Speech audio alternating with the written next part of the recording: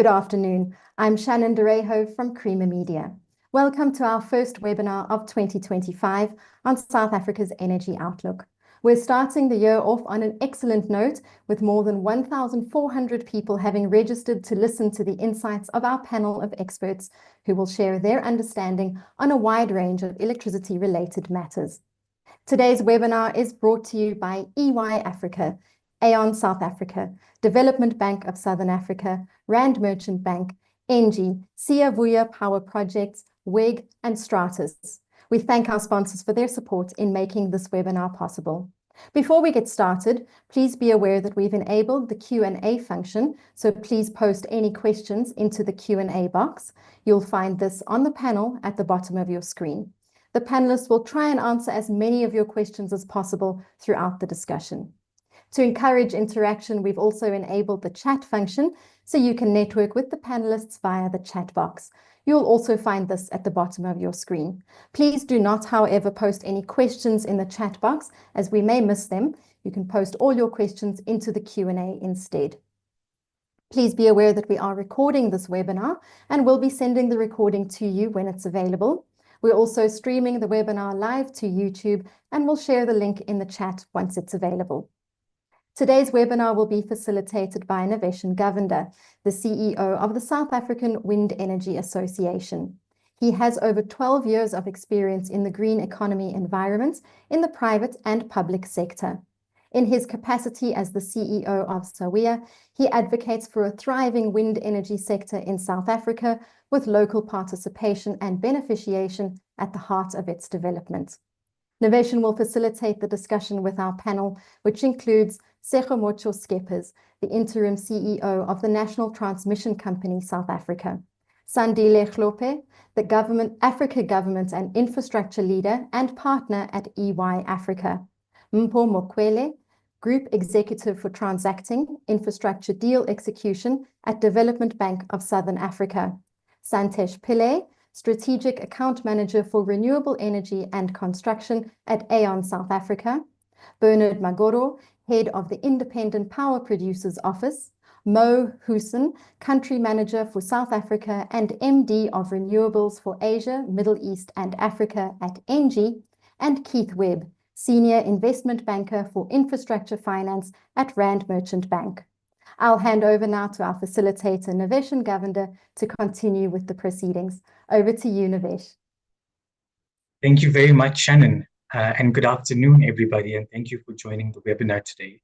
As I've been introduced, my name is Naveshan Govender. I am the CEO of the South African Wind Energy Association, and thank you to Creamer Media for inviting me back to facilitate this extremely important conversation around South Africa's energy outlook for 2025, with the aim of tackling transmission. To provide some context, the South African renewable energy industry has experienced several hurdles over the last 2 years due to grid constraints, especially in the resource-rich Cape provinces. This has led us to not meeting our IRP 2019 renewable energy targets and determined megawatt allocations in the public procurement program, and this predominantly applicable to wind energy. This could be characterized as a threat to both energy security and economic growth, which hinders South Africa's progress to the energy transition. Last year, the National Transmission Company of South Africa, or the NTCSA, produced an attractive transmission development plan, providing the 2035 vision for transmission aligned to national imperatives. The TDP outlines about 14,000 kilometers of transmission lines and supporting grid infrastructure to be constructed over the next 10 years. Whilst the TDP is ambitious, challenges in construction, supply chain capacity, statutory approvals, and specific investments will alter the rate at which transmission is rolled out. To attract investment and accelerate transmission rollout, we see that government, in consultation with industry stakeholders, is currently exploring the adoption of independent transmission projects, with a pilot tender program earmarked to be issued in the third quarter of this year. By introducing ITPs, government aims to attract private investment and share the risks associated with construction and maintenance of transmission at large. I strongly believe that getting transmission infrastructure right is critical, considering South Africa's just energy transition framework, the shifting towards cleaner energy production, and the longevity of energy security for the country. By example, the JET implementation plan expects an addition of 6 gigawatts of new renewable capacity into the grid by 2027, with a total investment in wind, solar, and energy storage estimated at around 500 billion over this period. On the policy front, I think it is important for us to recognize and commend government for spearheading sectoral reforms towards sustainability. The recent promulgation of the Electricity Regulation Amendment Act ushered the introduction of an independent transmission system operator and a wholesale electricity market platform with the draft market code already developed and in consultation. These developments, coupled with private sector investment and readiness in renewable energy, makes the case for urgent and rapid rollout of transmission infrastructure as the backbone of the country's energy transition. But ladies and gentlemen, this is enough from me to hear to listen to the panelists. We have a panel of handsome young men who are going to change the energy landscape with their focus on prioritizing transmission infrastructure and improving grid capacity, grid access, and grid allocation to accelerate new generation capacity with energy security for South Africa in mind. So with that, colleagues, let's set the scene. The importance of transmission the transmission network has been described as arteries and veins of the body. It transmits the necessary energy to enable work. South Africa is in a situation where grid constraints are hindering the development of new generation and therefore slowing down the energy transition. In our opening remarks, I would like each of the panelists to provide their introductory remarks, considering and addressing the factors that have led us down this path and how we will make a step change to move us to the right direction. I know in the hot seat today is going to be Mr. Seko Mokcho Schwippers, so I'm going to have him give us the first word. So Interim CEO, from a national transmission perspective, what has led us down this path and how are we going to make it? Thank you very much, Niveshan. I appreciate the opportunity.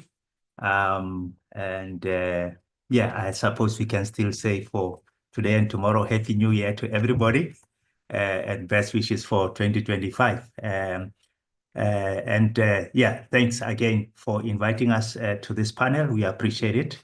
I will try to cover some of the questions that you have raised very briefly in terms of, as you said, what led us down this path, and what are we doing to change direction and move in the desired direction where we'll have adequate transmission capacity for the country.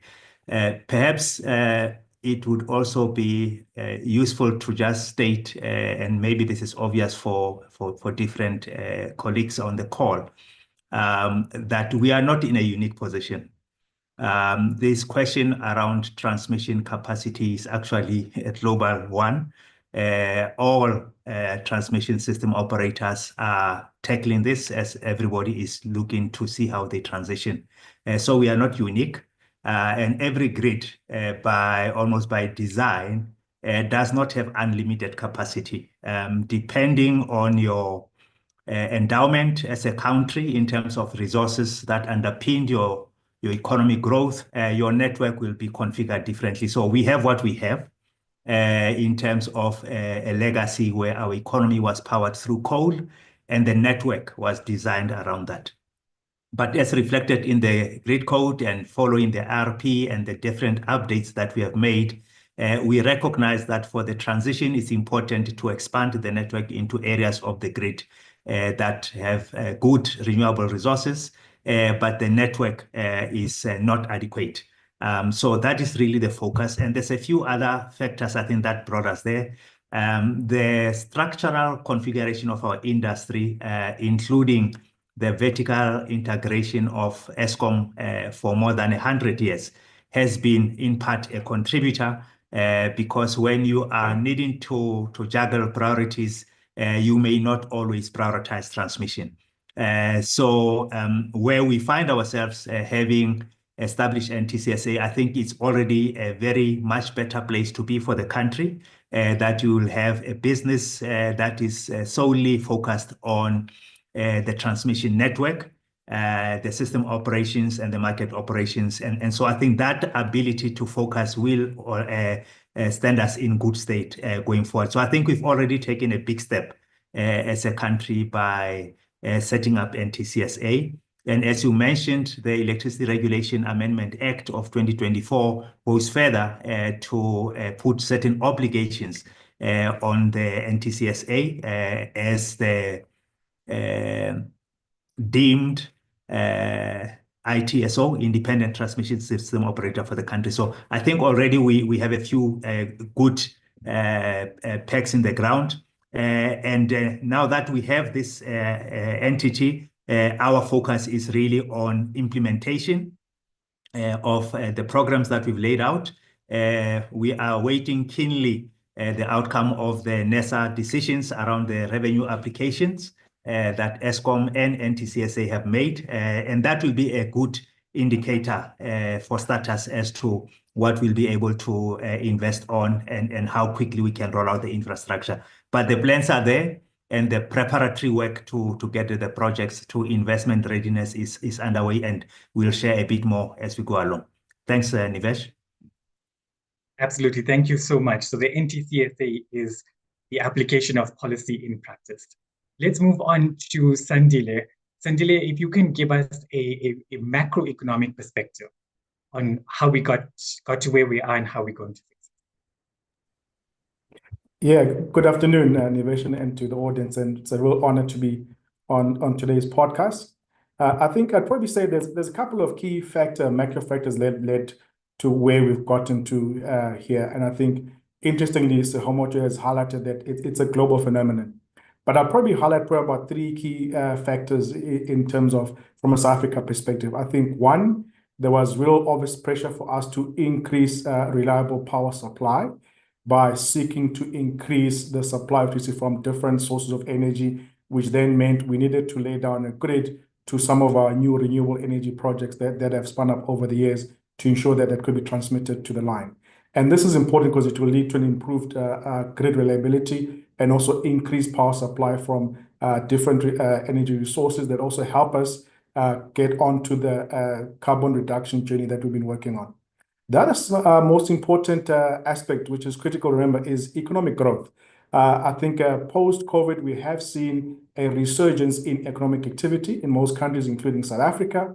So therefore, this is putting huge pressure and demand on more energy supply into broader parts of the country and broader sectors of manufacturing. So an important part has been economic growth, which is positive. So therefore, to ensure that we can meet and keep up with the economic growth demands of the country, that is why we're having to increase the transmission lines for energy.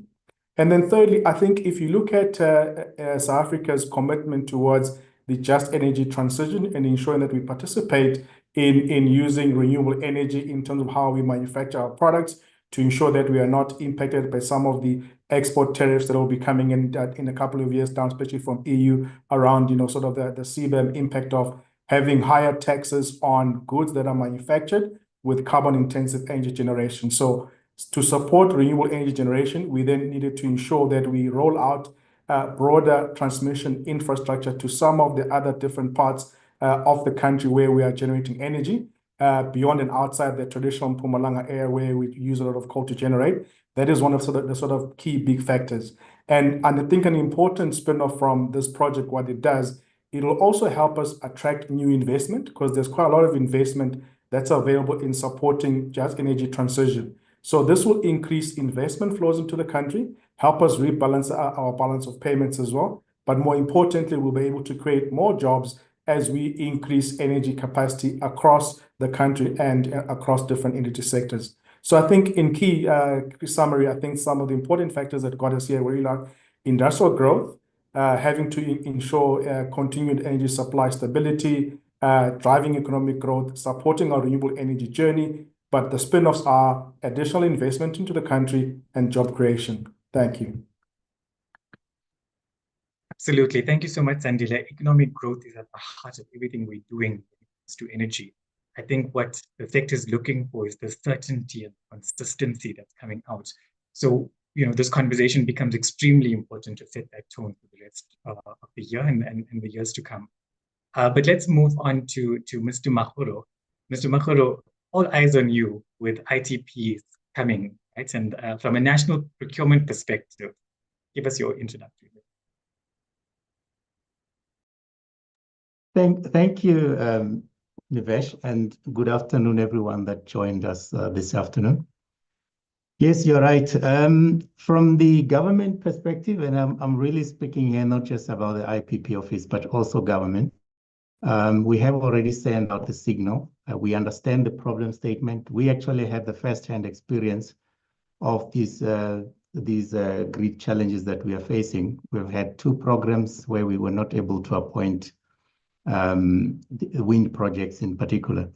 So what is positive is that at least the government has taken major steps, starting with the amendment to the ERA, which was now brought into effect from the 1st of January. And as Mr. Skeepers mentioned, with that, we are now able to look at other options of solving the transmission challenges that we're facing. And we're also looking at how best do we optimize that together with the generation programs that we're running as well. So yes, we have a serious challenge, but we are here. Government has taken robust decision in terms of solving the problem. And all of us within government and Eskom are ready to really implement those initiatives that have been unlocked now with the ERA amendment bill. So yeah, I think we're ready. Thanks, Nivesh. Thanks so much, Bernard. Mo, I'd like to bring you to the conversation from a private sector perspective, an IPP perspective. What are you guys seeing as the challenges that led us here, and what do you guys think? Can we do more? Is this enough? What can we do to fix it? Look, I think it's abundantly clear to us in South Africa and globally that this transition to low carbon is unstoppable. It has started, and I think it's going to continue to accelerate. Of course, there are going to be some short-term interruptions, some bumps in the road along the way. But the transition, I believe, is going to be going forward at pace. Now, logically, that means that areas of high natural resources will be utilized first. And I think we see that very evidently in South Africa, right? So the Northern Cape, Western Cape, Eastern Cape are provinces with high natural resources for both solar and wind. And we currently sit in a situation where the constraints on the grid is inhibiting additional generation. And I think what has been said earlier is totally true in that the authorities, government, have recognized this and have started to put in place, especially the ERA and the NTCSA, the opportunity to invite the private sector to participate with government to unlock the current situation of the transmission gridlock. NG, for example, has participated in these type of opportunities elsewhere in the world. And today, in fact, we operate as an independent, let's say, operator of transmission infrastructure of 8,000 kilometers of transmission infrastructure. In fact, in the last month, we won 1,000 kilometers in Peru. So I do believe that it is correct to say the constraints we face in South Africa is not unique to South Africa, but I also believe that we need to recognize the importance of unblocking this. Because again, it's a situation that we need to resolve, that we need to fix. Because if we want to unlock and unblock the potential of the country, not only for renewables, we talk about green hydrogen, all the other associated benefits of the low carbon economy, We can only do so if we accelerate towards unblocking the constraints that we see at the moment, which is fundamental to, let's say, creating the capacity for continued investments in the renewable space. Thank you so much, Mo. Lots of optimism then from private sector. Keith, let's talk about the money. You know, we need the money to do this, right? And someone tells me that RMB is sitting with all of the money to build this infrastructure. So tell us from a lender's perspective, how are you seeing this going? Yeah, thanks, Nivesh, and good afternoon, everyone. So, you know, this asset class, this transmission infrastructure is no different from any other infrastructure asset class, and one which both FirstRand, RMB, and other lenders in South Africa, and including the capital markets, the pension funds, etc., know how to fund. You know, to give you a sense, through the REAP program that the IPP offices run, through private power programs, just in the power sector, but equally in the road sector, we've got across the continent ports, etc., which we fund on the basis of either PPPs or direct balance sheet exposure. So we're no strangers to infrastructure investment, and I don't think the transmission system will be any different. To give you a sense, I mean, just over the last 2 years, how much capital we can move very quickly. I think it's been over 50 billion rand that just, you know, RMB has facilitated into the generation side, so that, you know, we can absolutely facilitate that sort of scale of investment into the transmission infrastructure. Just to give you 3 sort of key areas that we can invest in, or how we invest. One is on balance sheet. You know, so to the extent that we've now got an NTCSA that is been set up, it's been well capacitated and has a balance sheet that is, and a revenue line that's bankable, absolutely, that, you know, NTCSA can raise funding from the capital markets, the banks. Secondly, the ITP model, which has been noted, it's sort of a PPP model. You know, to the extent that those programs run through, we can absolutely support our clients into those sectors. And then thirdly, we already invest in the transmission infrastructure. I mean, through the IPP program, what we're finding is that we're increasingly investing in what we call deeper and deeper grid connection works. So, you know, I mean, it's relatively small scale to compare to what Sekhumocho has to invest in, but we've invested at roughly 1,500 MVA in MTS capacity, so actual grid connection capacity, and that's not even the lines, etc., around that. So those 3 key areas that we can certainly facilitate. Thanks, Nivesh. Thank you very much, Keith. Mpho, let's bring you in, the developmental perspective, right? DBSA has done a lot of work on this. You understand really well how to unlock infrastructure programs and projects, and how important transmission is for energy security. Give us your perspective. Okay, thanks, Nivesh. So I was struggling to put my mic on. We've got money too, by the way. I'd like to add, you know, it's not only Keith that is money. Yeah, so, but of course, the topic you've just asked about is quite an important one. In my view, you know, everyone knows that we've got challenges around high unemployment levels, especially youth unemployment, poverty, and inequality. But at the same time, under this program, transmission program, we've got a great opportunity in that, you know, there's an estimated investment amount of about 290 billion over the next 10 years.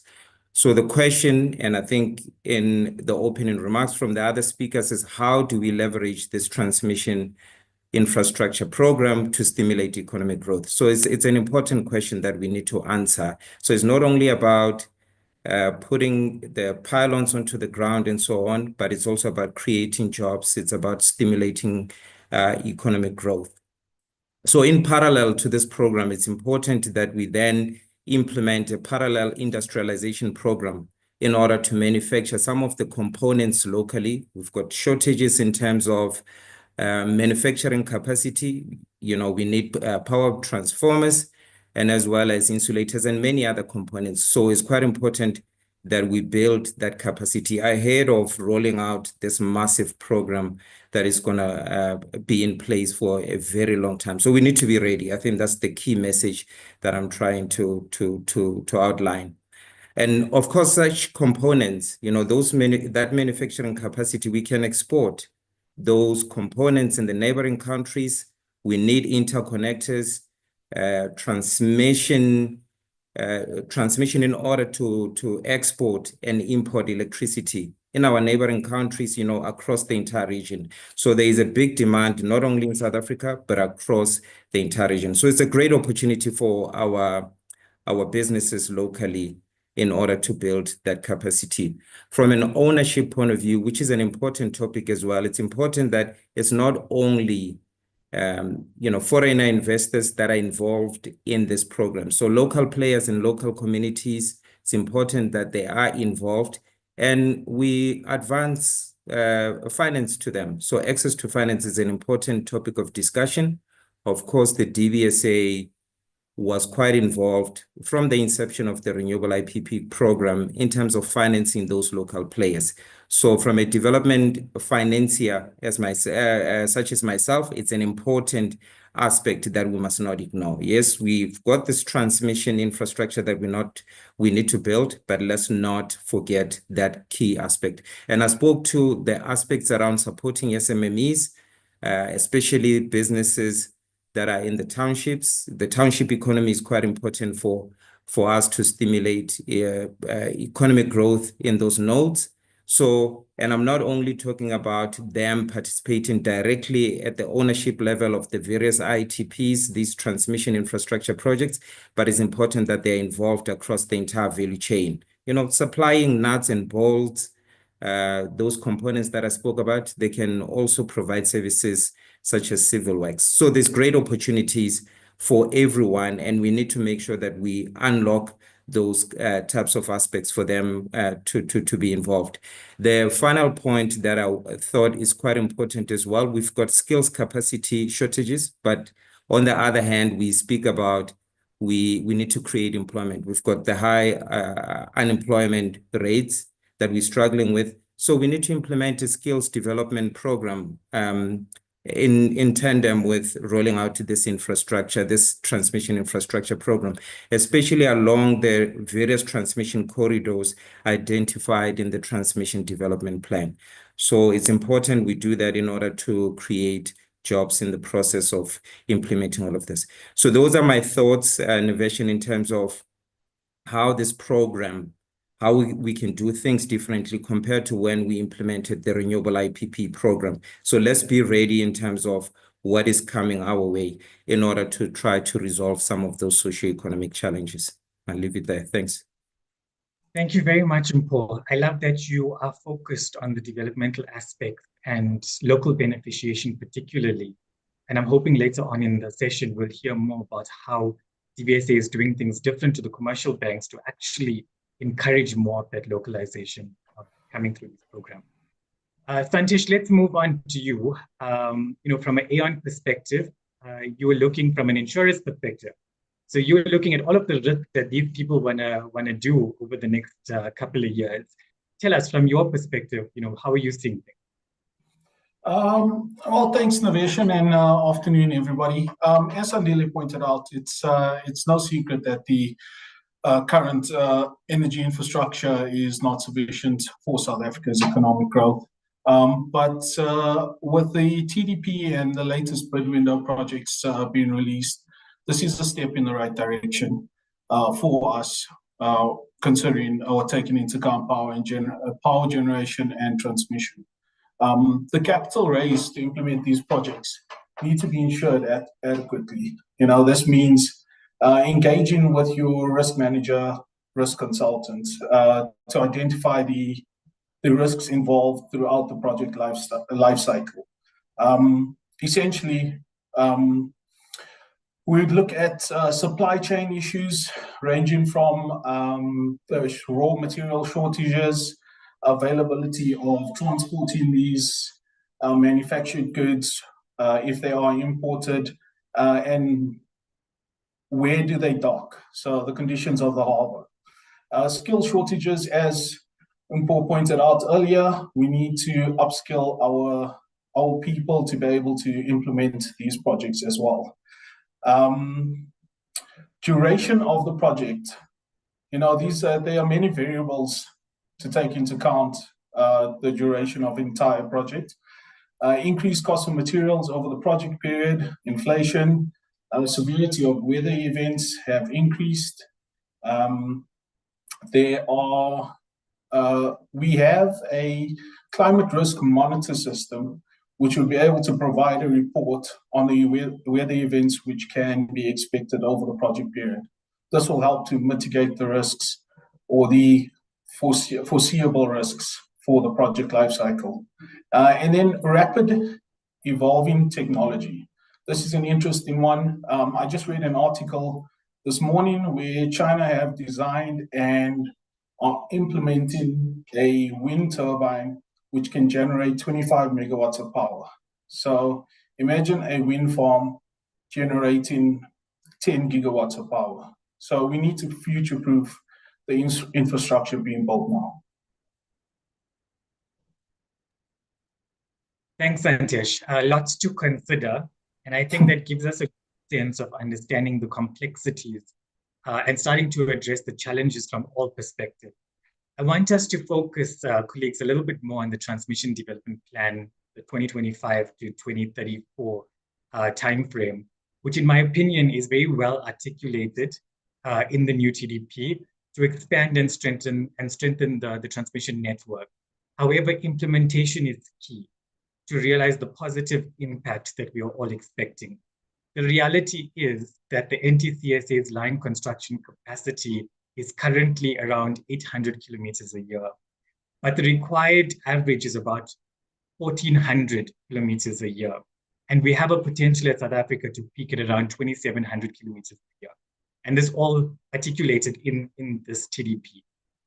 Through the South African Renewable Energy Grid Survey that Eskom has done with industry, we also understand that there's about 133 gigawatts of renewable energy in different stages of development across the country. And the survey gives us a good sense of where the transmission infrastructure is required. So Seko Moshod, coming back to you, what progress has been made to date on the transmission network in the short time frame that NTCSA has been around?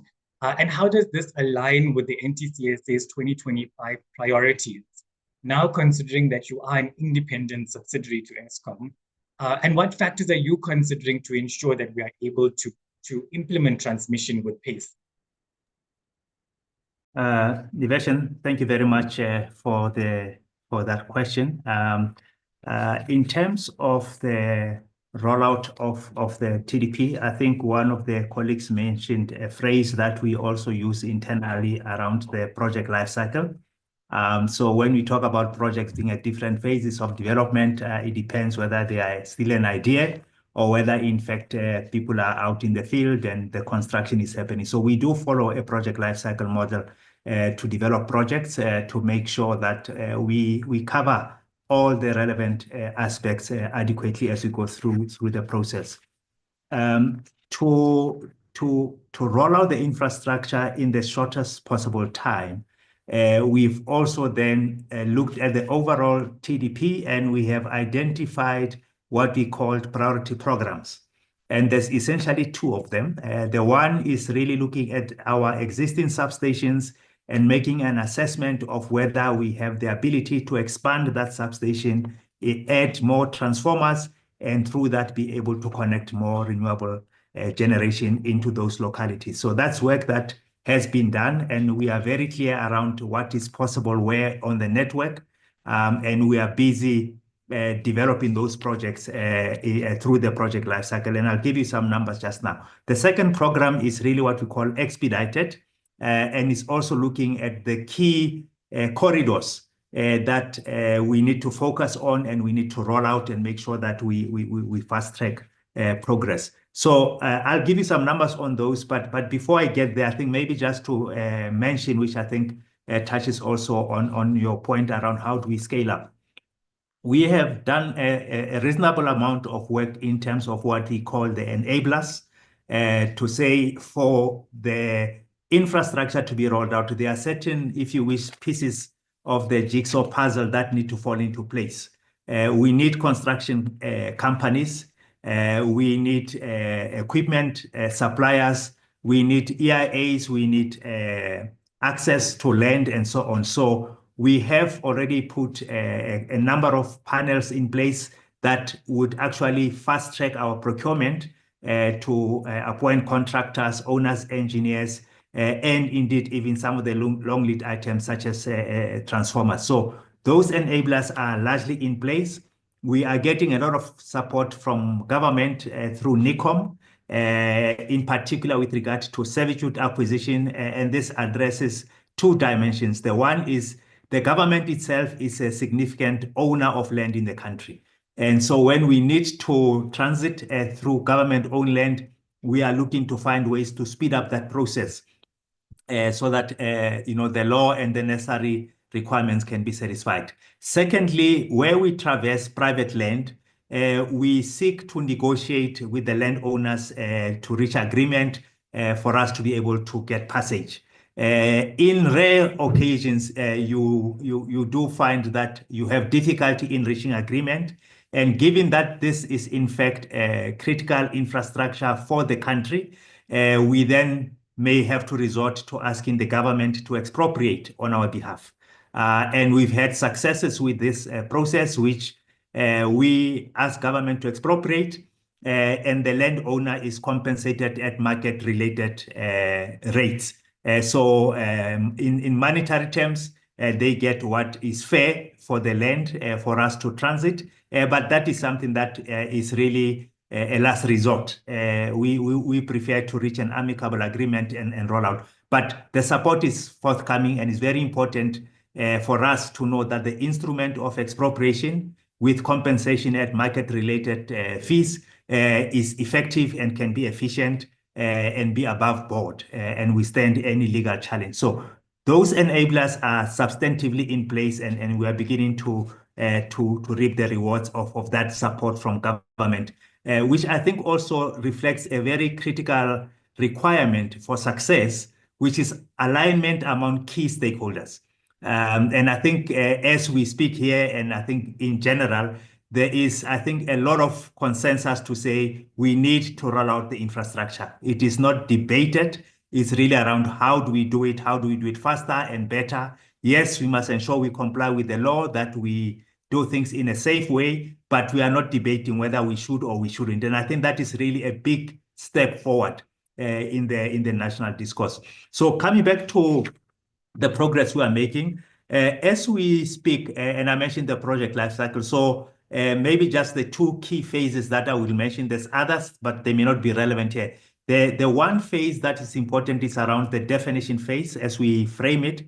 And this is really where you deal with the detail, where you do the EIAs, where you negotiate for servitudes and so on. And it's normally the longest phase in the project development, because especially when you're talking transmission lines that run hundreds of kilometers, you have lots of stakeholders that you need to work with and reach agreements. So that's a very important phase that we are working on. And in that phase, we currently have, in terms of line kilometers, we have just over 3,200 kilometers of transmission lines that are in that phase. It's still not enough, and we are looking to grow that, obviously, and accelerate as much as we can. But it's really once that phase is done that we can talk about execution, actual construction, procurement, and so on. So getting the definition phase sorted is very important, and we have over 3,200 kilometers of lines in that phase. And already in execution phase, we have roughly 950 kilometers of transmission lines that are already under execution, which means either we are procuring or construction is in progress, but the investment decision has been made and you are implementing the project, working with partners such as in the construction sector and so on. And maybe just briefly on the substation side, in terms of adding transformation capacities into the grid, we have 14,500 MVAs of transformation capacity that is in the definition phase, where we are just finalizing the technical specs, the design layouts of those substations, with a view to move them to final investment approval and then execution, and just over 10,000 MVAs of transformation capacity that's already underway. So as in execution. So the program is moving. I think we are getting, as I indicated, a lot of support from the key stakeholders, and we will obviously seek to keep stakeholders appraised of progress as we go along. Thank you. Thank you very much, Mr. Peepers. I think it's extremely encouraging to hear the preparedness and the thinking around being prepared and ready to actually roll out this program. So thank you for that. Mr. Hlophe, let's bring you in. Energy security has an inherent impact on business. From a business perspective, what is the economic impact of increased grid investments right now, and this versus a lagging TDP rollout? So if we do hit hurdles, how will that impact? Sure, great. Thanks, Nivesh. I think a great question.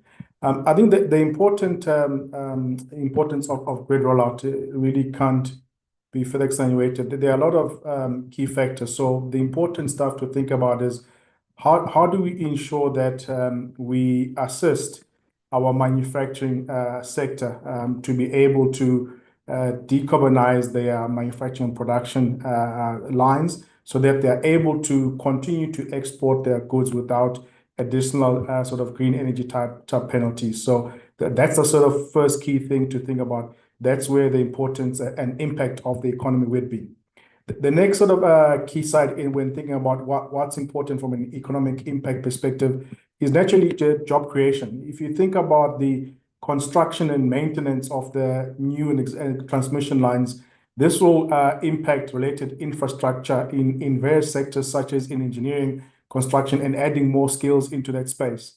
Additionally, increased industrial activity can also lead to further job creation, as I've highlighted in the manufacturing and services sectors, to drive more investment and growth in that particular perspective. The other important thing really around the positive impact of going on a grid expansion program in any country is that you are able to then position the economy for investment marketing to show that we are preparing for growth, we are geared for growth, we've got sufficient capacity to keep manufacturing going. So it becomes a great attractor of investment. So modernizing the grid can really be able to attract not only both domestic and foreign investment, I think is highlighted by investment colleagues, and industries that are most likely to invest in this region can then count on steady energy supply from the perspective, which then means we continue to be able to manufacture and actually grow from that perspective.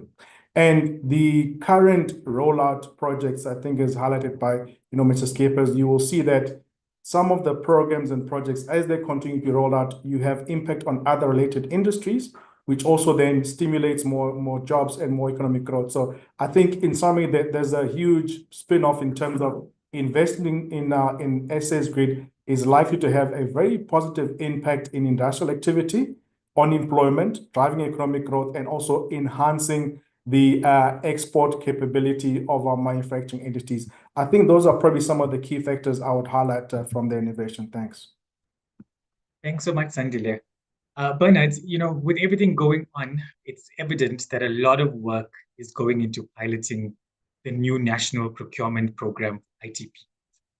With lessons learned from REAP over the last 10 years, and with talks of an independent ITP office, potentially the IPP office, filling in this role, what role will the IPP office play, really? So basically what I'm asking is, where does the mandate come from for the ITP program, and how will the process unfold? Thank you, Nivesh. Look, fortunately, the era is very clear in terms of how this process will unfold. So if we start with the lessons, so we are already in discussions with Eskom, NTCSA, National Treasury, and the department in terms of conceptualizing discussion for over a year now. And as part of that is to making sure that legally, all the building blocks are in place, the governance processes are in place. Following the promulgation of ERA amendment, the work now on the regulations, you will recall that on the generation side in 2011, we had to put together that new GenRegs. So the same process is being followed here for transmission as well. So regulations will soon be published for comments, which will give effect to ERA. so that the minister can then proceed with the issuing of the determination. So that answers the question around the mandate. So IRA amendment is very clear. The minister will issue a determination after a concurrence with Minister of Finance and the regulator. And once that is done, as part of the determination, it will make it clear who will then run the procurement process and who will be the buyer for that infrastructure. So that's how the mandate will unfold. So that finalized soon. But I think what is important for the market, especially those who have joined us, is to take advantage of the opportunity that we have created through the RFI. So the IPP office has been mandated to run the request for information to try and get a sense of market appetite, both from EPC's perspective, prospective developers, lenders, and that is a very comprehensive list of questions that we want to get as much information as possible, and that will influence the design of the RFP at the end of the day. Our mandate as the IPP office, for now, we are running the RFI. There is going to be a pilot that will be launched sometime this year. And as part of that pilot, we will then get even further more lessons from the process and then the full rollout of the IPT model. So we can't wait for that. But yeah, the first step is to get the RFI and get those information back, analyze it, and see the rollout of the full program. So if you can go into the IPP office website, you'll be able to find the link, and then let us know what would you want to see in the RFP. What should the structure of the IPT model look like? Is it a BOT? Is it BOT, BOOT? And also funding, cost recovery mechanism, security that the developers might be looking for. So please, we're looking forward to that. That is closing on the 28th of Feb. And then it will take us about a month to analyze that information and then publish the result. But as I said, a lot of work is happening in parallel in preparation of designing the RFP for the pilot. Thank you, Nivesh. Thank you very much, Bernard. Mr. Hussein, as a renewable energy developer, what is ENGIE's ambitions for private sector participation in South Africa's IT program? And how does this compare to some of your transmission projects globally? Look, I think, we, as I said, have been involved in investments in transmission infrastructure in other parts of the world, and South Africa will be treated no differently. I think any investor, foreign or local, would want to see policy and regulatory certainty. I know that the RFI Bernard refers to has been out in the market, but as soon as the authorities are in a position to share or publish or distribute the framework under which investments can be made for the, let's say, investments in transmission infrastructure, we would be able to do so. I do think, though, that what is important to recognize and to address is the execution of these projects. I know that there has been some investments in transmission infrastructure that Sekomoko referred to earlier. But if we really, as you indicated, want to unlock and realize thousands of kilometers on an annual basis, I think the stakeholder framework, and by that I mean the entities, the companies that have the expertise and experience to be able to execute on this type of infrastructure, is very unknown at this stage, because it's relatively new for us, considering that we've not really made significant investments in this space in the recent past. So it is vital to understand the capabilities, competencies, and expertise to be able to then reach out to the market in South Africa to be able to execute on these infrastructure developments. So from our side, of course, policy and regulatory certainty on the one hand is important, but equally important is to have a knowledge and understanding of the capabilities of the environment to be able to execute on these projects. I mean, those are two vital elements that we would need to understand to be comfortable to make these investments, knowing that they can be executed in a way that's going to be done safely and correctly. Thanks, Mo. Mpho, a local investor's perspective. in your view, what are the challenges and possible solutions, if you have them, for investing in transmission expansion? Okay, thanks, Niveshan. I think a lot has been said in terms of some of the challenges, but I will sort of try to cover some of the additional challenges. One of the things that we require in order to implement a successful program, because we're talking about a programmatic approach, is a robust pipeline of transactions or transmission projects that are coming to market, because you need regular sort of procurement rounds that are coming to market. So it's quite important that those issues that Sokhomotjo was talking about around permitting and licensing, especially the servitudes, we are able to clear those issues up front so that we do not have a stop and start type of a program in order to achieve economies of scale, of course. So we need to accelerate the pace at which we are preparing some of these projects. So quite an important aspect from a DVSA point of view. We've got project preparation funding that we are ready to deploy in order to ensure that a bulk of these projects do reach a bankable feasibility stage ahead of the launch of the program. Quite key. The local capacity aspects we've already covered, issues around EPC skills capacity, manufacturing capacity. I won't cover that. Cost reflective tariffs are quite important.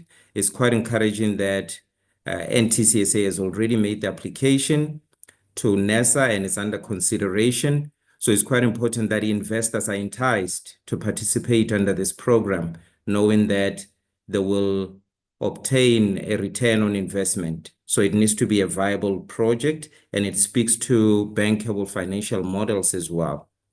The programmatic approach I've already spoken to, that we need to adopt a programmatic approach similar to how we've managed to roll out the renewable energy capacity in this country under the Renewable IPP program. So we need to set up another similar type of office, or it can be bundled with the IPP office. I don't want to upset Bernard now.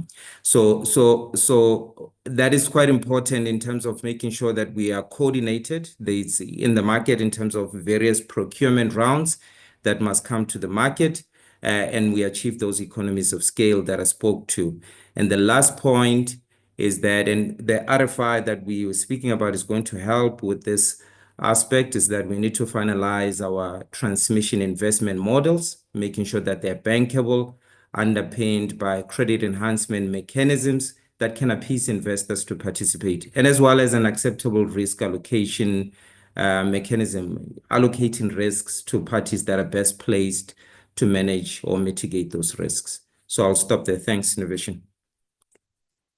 Thanks, Mpho. Mr. Webb, South Africa has been looked at as an attractive investment destination for renewable energy projects over the last 10 years. In RMB's experience, what advantages does SA have in attracting private sector investment in transmission projects particularly? And are lenders willing to really participate in this transmission development? And is this directly with IPPs or ITPs or through the NTCSA? What's the thoughts around here? Yeah, look, I think we've got a really great program, a REAP program to look at as indication of appetite. So, we look for three key things to find a bankable sector. Regulatory arrangements are absolutely key, and I think some of the other panelists have already mentioned some of those points. I would just want to double click on two key points. So the first thing is the implementation of the Electricity Regulation Act. It's been promulgated, it's in force, but we now need to start working with it and using it and probably polishing it and fine-tuning it as we go. The move to a market, an electricity market is absolutely critical for a lot of the work or the investment that we see going forward. The second thing in terms of regulatory is we do need a transmission tariff, and this is something that we as a sector need. We need to understand what is the revenue line that gets attributed to the transmission or the NTCSA or to the transmission network more broadly. Without a revenue line, we don't know what we're banking. So those are two key things on the regulatory side. On the cash flow side, I think we're sort of skirting around a couple of issues, right? So We've now got a separated NTCSA, which is, ostensibly managing a cash flow. We need to see that cash flow for it to be bankable. Ring fencing of revenue streams, these sort of concepts we need to talk about. But the key thing is that you run all the way through the cash flow, you look to the other end, who's paying for the electricity at the moment. The municipalities and their inability to pay, or their arrears, becomes a sectoral issue. It's a major issue that we as a sector need to recognize will impact the entire sector, transmission included. The third key thing or key element that we look for is the credit support in this program. I think Paul had mentioned that briefly, but who is going to underpin the payment of any concession fees? What does that guarantee look like? Is that Treasury? How's that going to happen? Is it more multilateral agencies, etc.? And there are lots of discussions happening on that. Where those discussions land are going to be critical for the bankability of the transmission sector. Thanks. Thanks very much, Keith. Santiash, in preparing for this ITP program, there's risk all over the place. So government has risk and private sector will have to absorb some risk as well. What are the key risk factors that both government and private sector should consider when preparing for this kind of? I would assume that the key risk factors would be the same as any other infrastructure project. So natural perils, you're looking at storm, wind, fire, earthquake. Theft is also a major concern, not only in this country, but globally. Delays in construction due to physical damage, or supply chain shortages, defective design, and workmanship. I think the key is to ensure the right insurance program is in place to cover these projects and mitigate these losses. Essentially, what I would like to see is a draft template of insurance requirements put into these contracts, which would outline the insurances that should be taken. You're looking at covers like marine for the transportation of materials.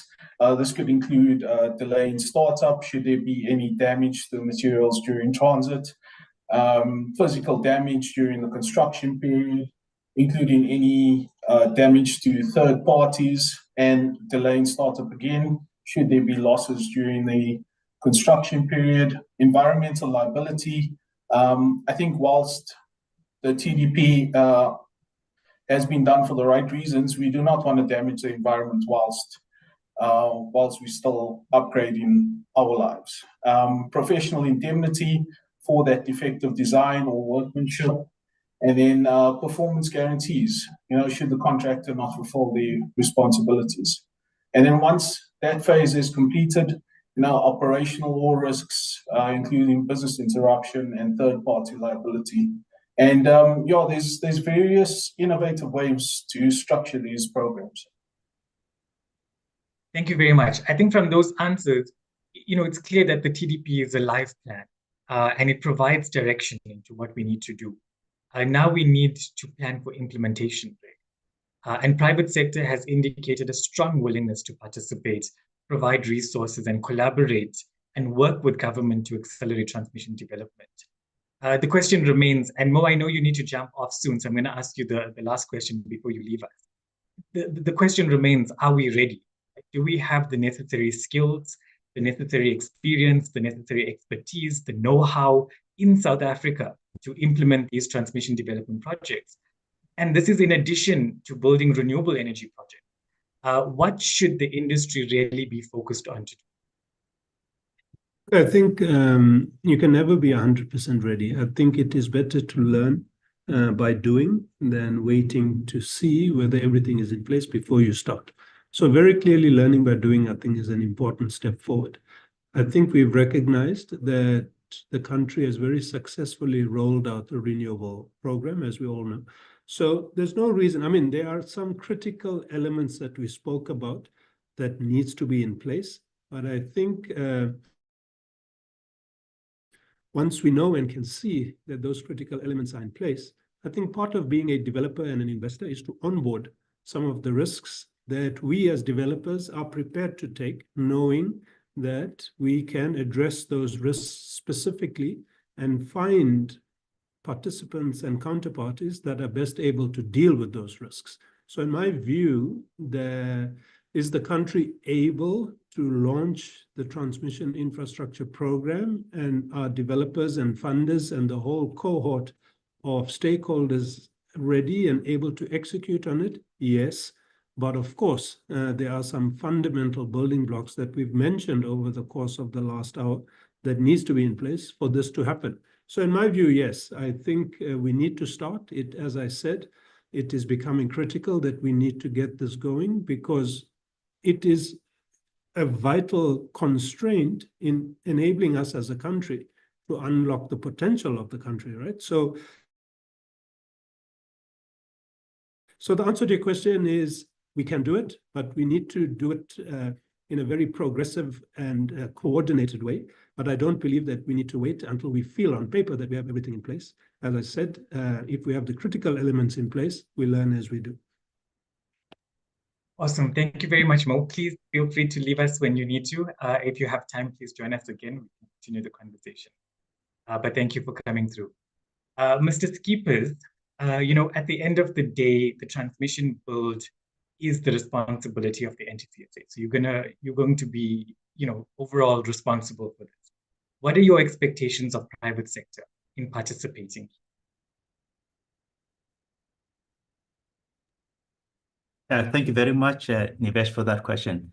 I think one of the key outcomes that we are really looking forward to is what Mr. Magoro referred to in terms of the RFI that has been issued to the market. I think the outcome of that exercise will help us have a better appreciation of the let's say how we conceptualize the design of the framework that has to be put in place. Right now, it's a bit early for me to be too explicit about our expectations.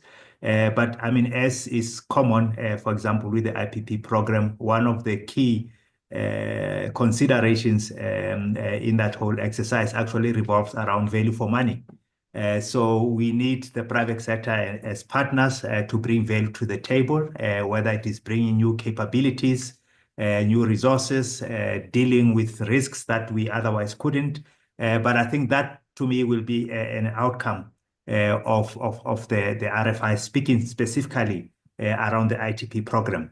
As we are delivering through various methodologies, we are employing EPC, we are doing certain projects with different contracting arrangements. Clearly, value for money is key, that the suppliers, whether it's manufacturers or contractors that will do the construction, be efficient in how they price for the work that they do, because ultimately this reflects in the tariff to the end customers.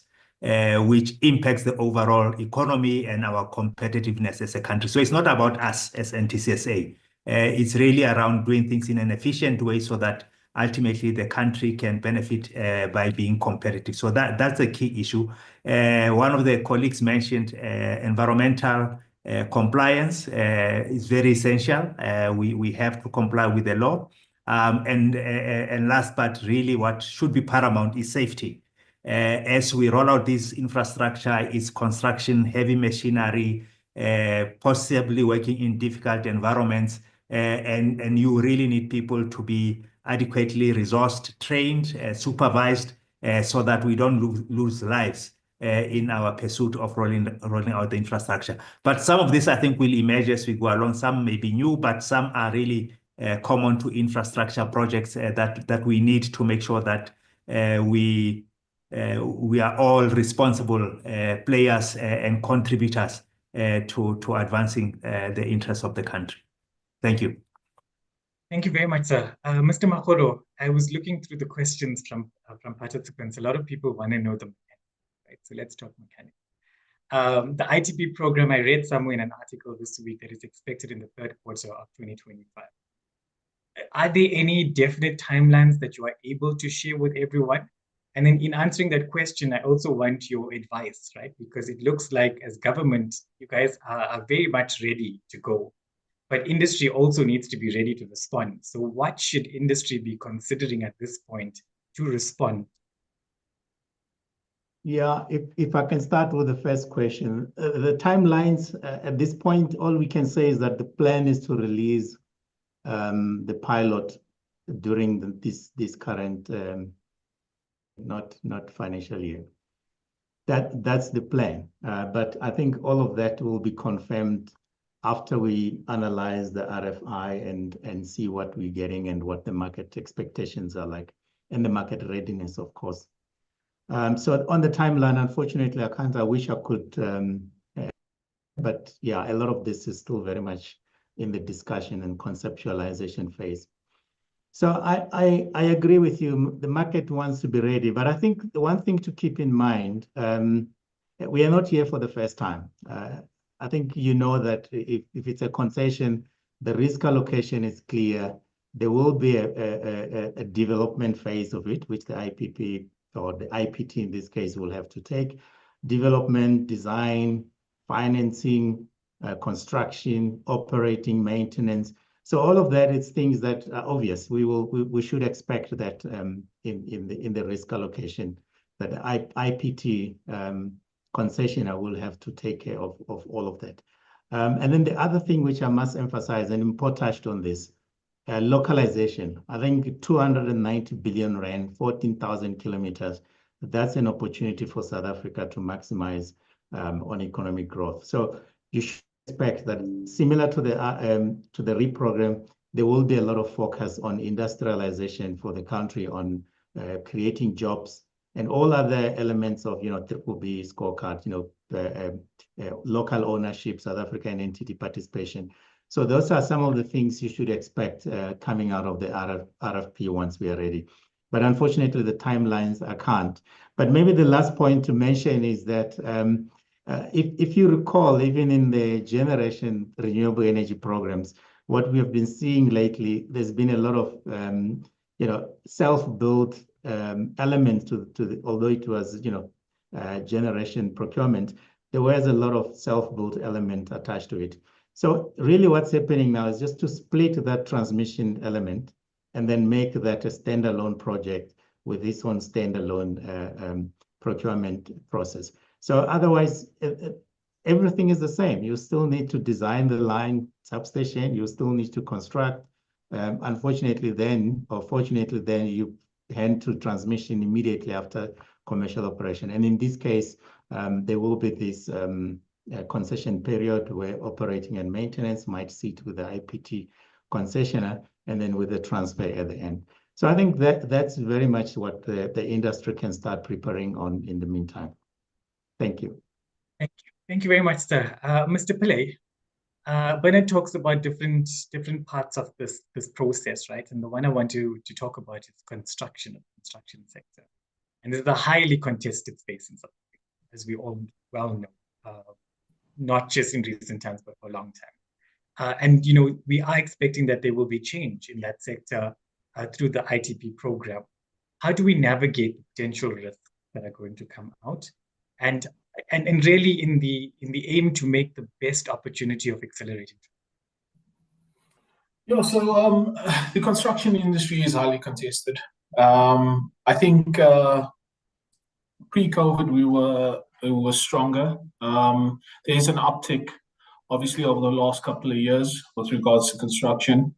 But navigating the potential risks, I think the first step would be to identify the potential risks. Supply chain, talent shortage, which we've touched on many times, contractor liquidity, and regulations. And then this can be achieved by performing a thorough risk assessment, analyzing the likelihood and impact of each risk. Once the risk assessment has been completed, we can list them from high to low risk and try and mitigate the high risks with insurance, and the low risks try to carry to the project owner's balance sheet or arrange for a captive or parametrics solution to be in place. One of the aspects I did see, touching on your point, how we can build on this, one of the aspects of the process in the renewable energy construction industry is the contract documents take a long time to be finalized. For example, a power purchase agreement would take anywhere between 12 and 18 months to finalize. I would like to see that maybe 6 to 12 months. But as it has been pointed out, there are a ton of role players involved. And I think that it would be a good opportunity now to try and streamline that process. Perfect. Thank you so much. Keith, in my head, you're the money guy, so I have to come back to you for the money. And I'm now told that Paul also has money, so I'll also go ask him for money at some point. But for now, tell us, there's all of these hundreds of billions of rands that is required for all of. Can you quantify for us how much capital will be needed to strengthen and expand the SA transmission network? And how is private sector going to support this?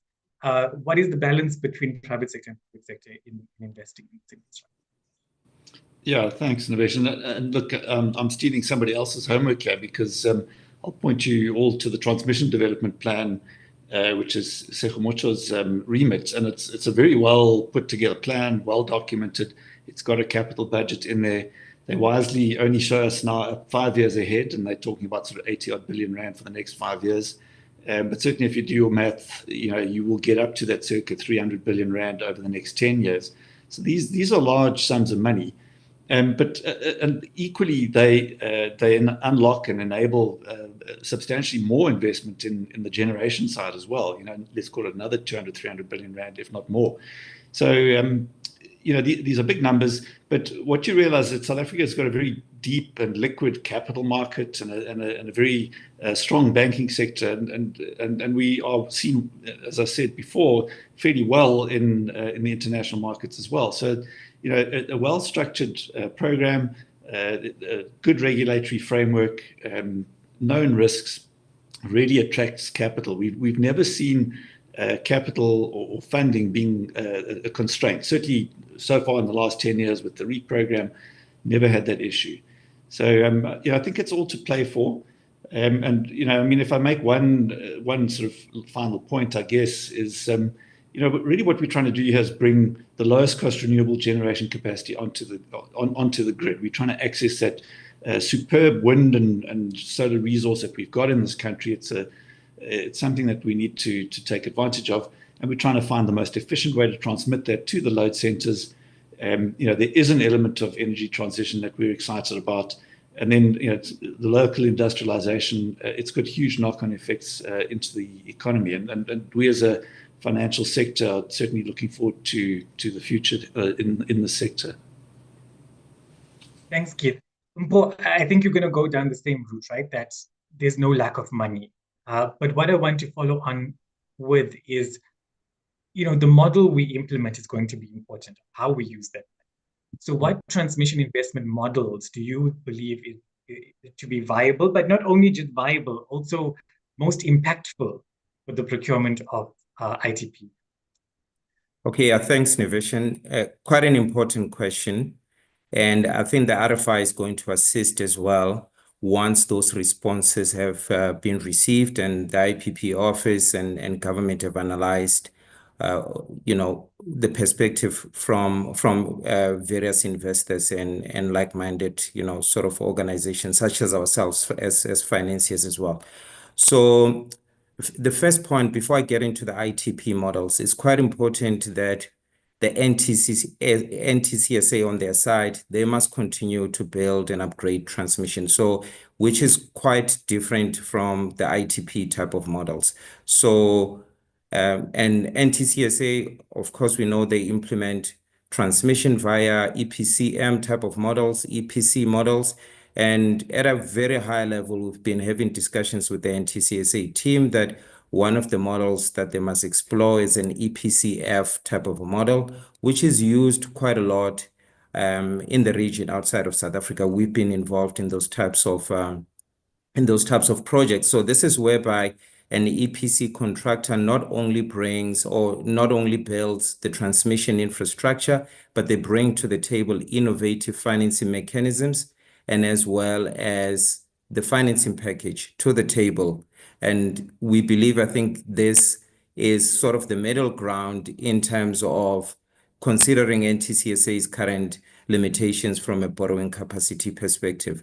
Now, coming back to your question in terms of viable ITP models, they are essentially about 3 models. The first one being a BOO model. This is whereby a private transmission company, they build, they own, and then they operate the transmission infrastructure. So as you can imagine, the ownership in that case vests with the private party, and it's obviously quite contentious considering the public transmission is a public infrastructure. But that model nonetheless has been successfully implemented in countries such as China and India. Now, the second model is a slight derivation from the model that I just spoke about. It's a BOOT model. So this model resolves that ownership issue that I spoke about. So at the end of the concession period, the transmission infrastructure then reverts to a public utility such as the NTCSA. And that model has been considered by ourselves as well as the Ministry of Energy and Electricity, and it's up for consideration in terms of implementing our own ITP program. It was successfully implemented in markets such as Peru and Brazil. And the last one, which now is almost the inverse of what I just spoke about, a BTO type of a model. This is whereby after the construction period, the ownership of the transmission infrastructure is then transferred immediately to the public utility. So you don't only transfer that transmission infrastructure at the end of the concession period, but immediately after the commercial, when the commercial operation date is about to start. And our toll roads have been implemented using that type of a model. So it's a bankable model. So ownership is not always important for financiers in terms of their security packages, in terms of unlocking finance. So it is doable. I know a lot of financiers will say, what is my security? But it's not always important. And it has been demonstrated in this country. And of course, then underpinning all of these models that I just spoke about in order to ensure that they're bankable. And I spoke to this point earlier on, we need a credit enhancement mechanism. The government, as we know, has got constraints in terms of providing government guarantees. So the World Bank is assisting currently National Treasury, our own government, in terms of what they call a credit guarantee vehicle. We are involved in some of those discussions on our side, and as well as other lenders, and just to see whether that type of a vehicle can be the alternative to the government providing government guarantees. Hopefully I've explained. Thanks, Innovation. Thank you very much, Mpho. Sandile, any national program at this scale is a massive opportunity to support local businesses, create jobs locally, and bolster the South African manufacturing sector. You spoke about this a little bit. Industry readiness is key here to make sure that we make the best of the opportunity, right? What, in your assessment, is South Africa's manufacturing capability to support the TVP? And will this really revitalize other sectors like the steel sector as transmission enables more generation capacity, in turn allowing for more off-takers onto the grid and using green electricity? Yeah, thanks. Great question, Innovation. And I think it's an important thing that's always nagging a lot of people. I think we've heard that financing funding, plenty of that available. And I guess the question around manufacturing and skills capacity and the impact that is also that. So I would say that there's probably 5 key factors that would impact South Africa's ability to meet the requirements from a manufacturing and skills availability perspective. And really, these 5 things, in my assessment, would be, looking at how do we increase manufacturing capacity, how do you address the skills, how do we look at infrastructure related to transmission construction, and then some investment policy and partnership. And let me just touch on each of these briefly.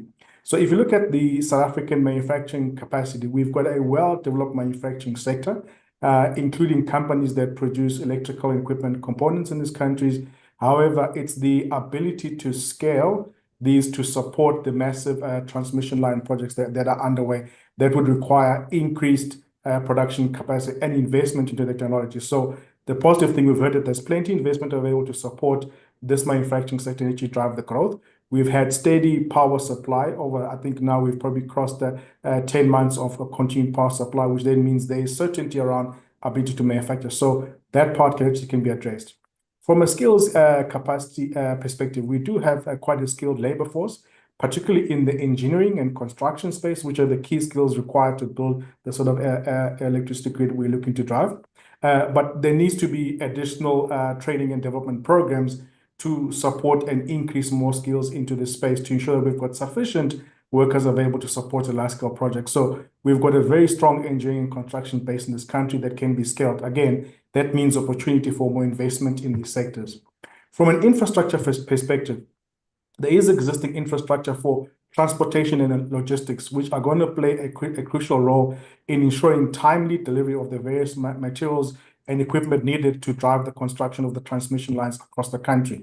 That then means there will be further opportunity for growth in the transportation and logistics space, and we continue to see further investment and interventions to ensure that our logistics and transportation sector is strong. But that's the other opportunity to actually increase investment in that space.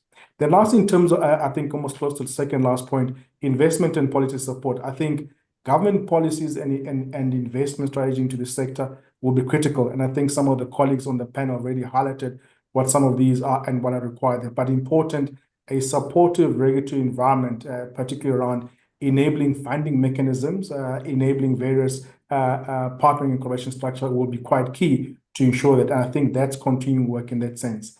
Then lastly, I think partnerships and what we broadly call collaboration, because this is an ecosystem and you need everybody in the ecosystem to participate and support. So what's important is that with international firms and local businesses, they can actually help to bridge the gap in any technology expertise in the form of PPPs and PSPs to enable the partnership.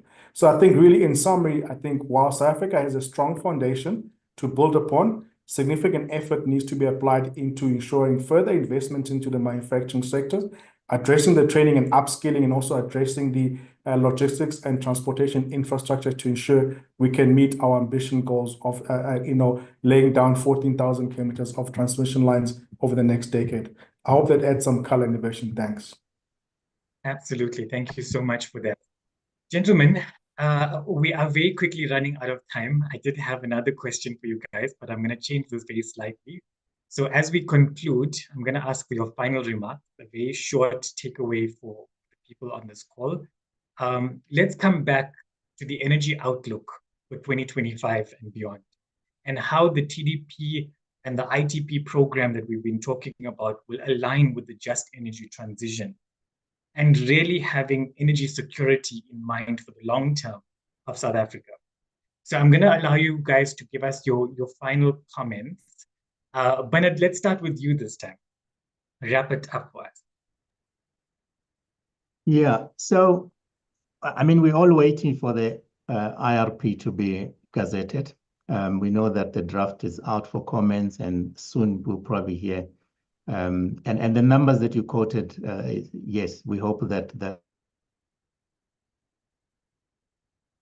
the program in such a way that, everyone has been talking about, give us a long-term view of what you're going to procure in the next 5-10 years. So that's the nice thing about the IRP. So we're all waiting, and hopefully with that, the IPT will also be in support of that.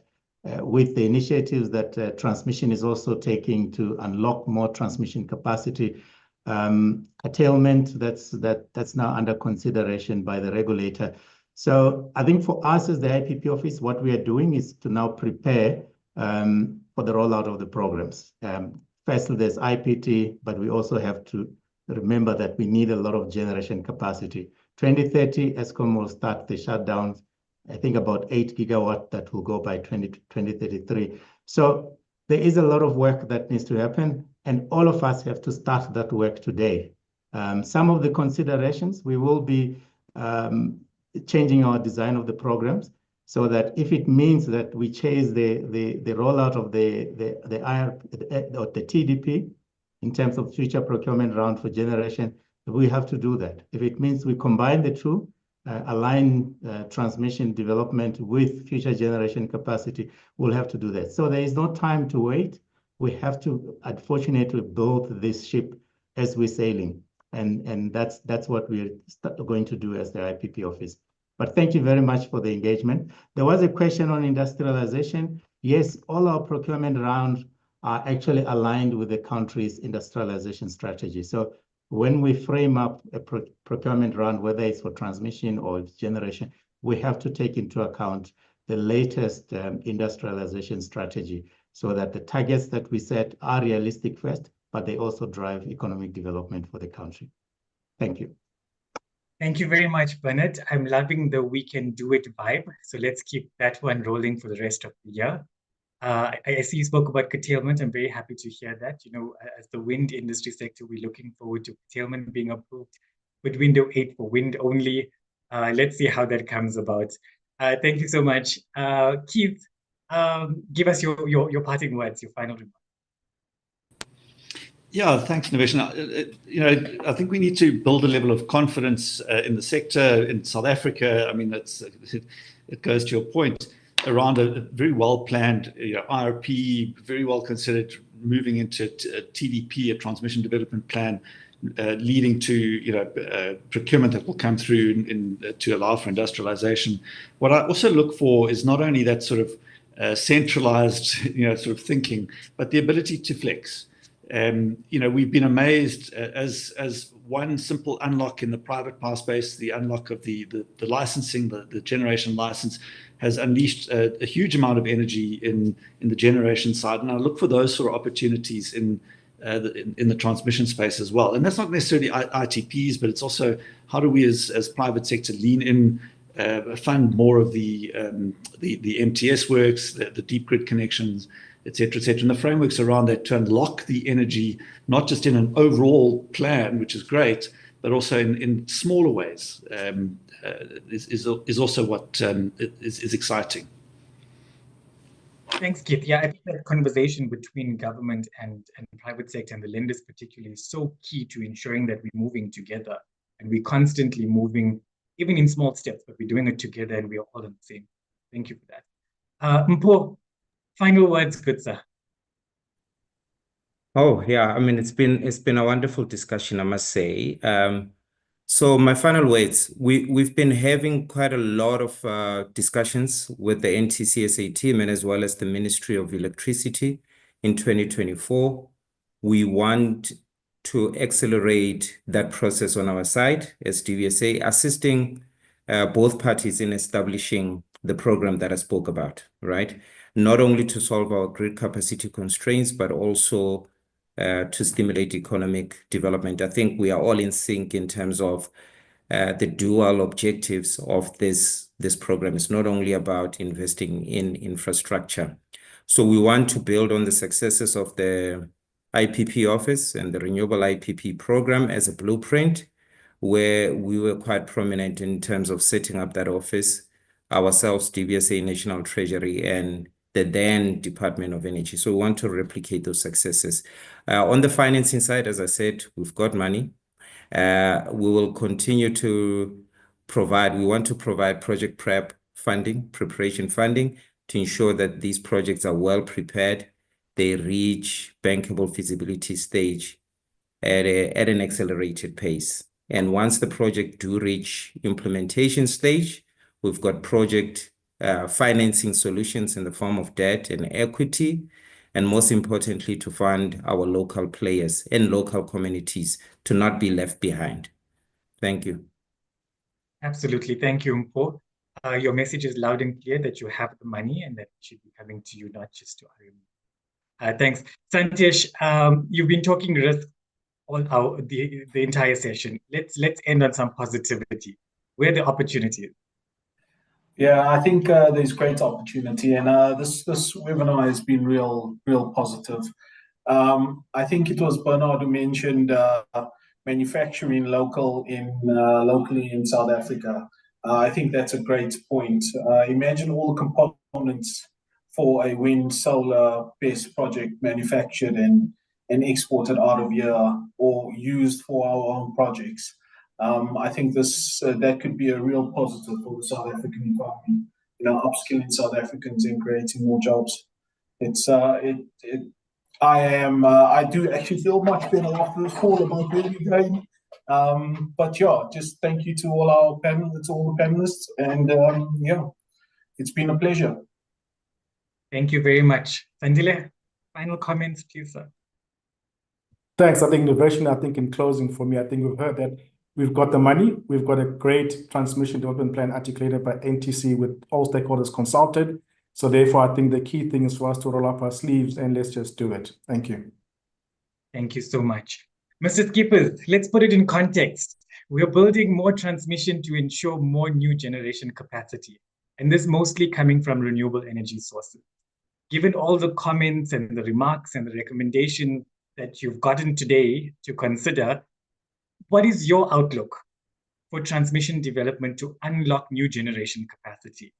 And how does this assist the NTCSA with building a reliable and resilient grid going forward? Niveshan, thank you very much. I think a lot of wisdom has been shared, all various different perspectives, and really much appreciated. I know there have been a lot of questions in the Q&A that we didn't get to, and we'll make time to look at those because I'm sure some of those are also highlight important perspectives that perhaps we did not get to talk about. Overall, I think we're in a good space. I think I'm positive we can make this happen. I'm positive about that. I'm not saying it's going to be easy, but I think when we are aligned and we are focused, we can overcome anything. So I'm very positive about where we are and where we are going. Maybe just to add a little bit, because I know there's a strong focus around the expanding to the Greater Cape provinces, and it's very important and it's receiving a lot of focus.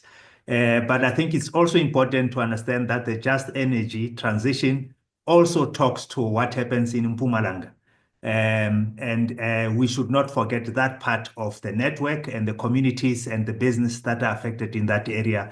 And what we do see is having indicated where capacity is available on the grid in the northeast, and even some of the inland provinces, there's a lot of interest that is growing in that space. And I think it's important that we keep the balance in ensuring that we don't create another challenge for ourselves by ignoring what's really a critical part of the economy. So the JET should not be just about the Northern Cape and Cape provinces. It's a country thing, and we need to make sure that we address all the potential challenges proactively. And perhaps just a last one, which is something that, again, I think as we go forward, we will need to clarify around the IRP, whether the IRP is a government plan or it's a country plan. Because from a TSO point of view, we need to plan for the country. And we are operating on the basis that the IRP is the country plan. Because if we don't have a reference plan, we're going to really have huge challenges with ensuring that as we design and build the network into the future, that we address not just the megawatts, but also the grid stability aspects that go with the intermittent resources that we are deploying at large scale. So it's going to be important that we also just clarify and align those things. And very lastly, I've heard this phrase, which I've learned now around a programmatic approach to doing things and being able to scale up. Very important. And we are working very closely with DBSA and other stakeholders to make sure that we are able to ramp up. But equally, it's important that we build a bit of discipline in how we deal with connection applications for purposes of ensuring grid stability. In the same way we want programmatic approach, we are proposing a batched approach to how we deal with connection applications, because everything that connects to the electrical power system has an impact on the overall system. and we cannot make a proper assessment and design and roll out the necessary infrastructure. If we are dealing with significant application every other week, it becomes impossible. So that's something we would like the sector to support us, the industry to support us, to say, let's bring some semblance of order. For us, stability of the grid is supreme, and we do not want to compromise that as we move forward into the decarbonization trajectory. But Nivesh, thank you very much. I think it's been very insightful for me to hear the different voices. We appreciate the questions that are in the Q&A, and we'll also look at them. But over to you. Appreciate it. Thank you. Thank you very much, Mr. Skeepers. Shannon, I believe that Mr. Skeepers has given us the next topic for the next session. It's an extremely important conversation to be had.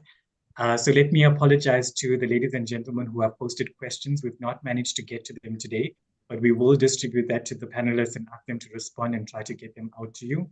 As I conclude the session, it is inspiring to see that we have capable people having constructive engagements to successfully address the deficits that we're seeing, especially in the energy sector. I want to extend my gratitude to all of the speakers for their insightful contributions and perspectives on South Africa's transmission expansion. We have sufficiently discussed the challenges and opportunities and how elevating grid constraints will unlock new generation capacity with the ripple effect on economic stimuli through job creation and revitalizing local industries. The speakers have really highlighted how essential public procurement private partnerships are to successfully ensure the TDP rollout, supported by new and innovative approaches such as the ITP framework that we've been talking about. Transmission infrastructure must remain a central focus if we are to achieve our energy goals and support South Africa's economic recovery. A mountain of work lies ahead of us, ladies and gentlemen. But with continued collaboration and dedication, like we've seen on today's call, we can pave the way for our energy transition with energy security in mind. Thank you also to Creamer Media for hosting this webinar and inviting us to share this information today.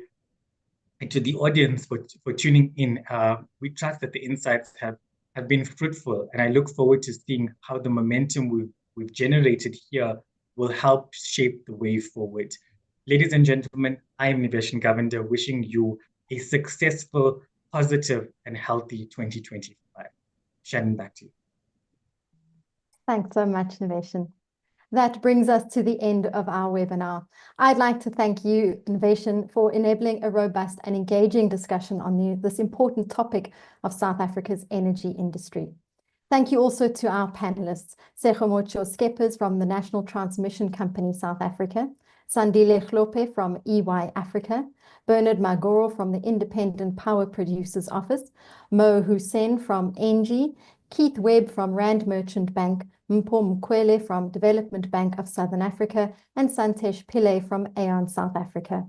A big thank you to our sponsors, EY Africa, Aeon South Africa, Development Bank of Southern Africa, Rand Merchant Bank, ENGIE, Siyavuya Power Projects, WEG, and Stratus for their support in making this webinar possible. And finally, thank you to the attendees for taking the time to join us for this discussion on South Africa's energy outlook and the topic of energy transmission in South Africa. Our next webinar takes place on Wednesday, 26 February at 2 p.m. and focuses on seizing the business opportunities for improved waste management and circular economy systems. The link to register for that webinar has been shared in the chat. The recording of today's webinar will be sent to you in due course. And if you have any additional questions, please be in touch. You can reach us at shannon@creamermedia.co.za. Thank you for your time and goodbye. Thank you.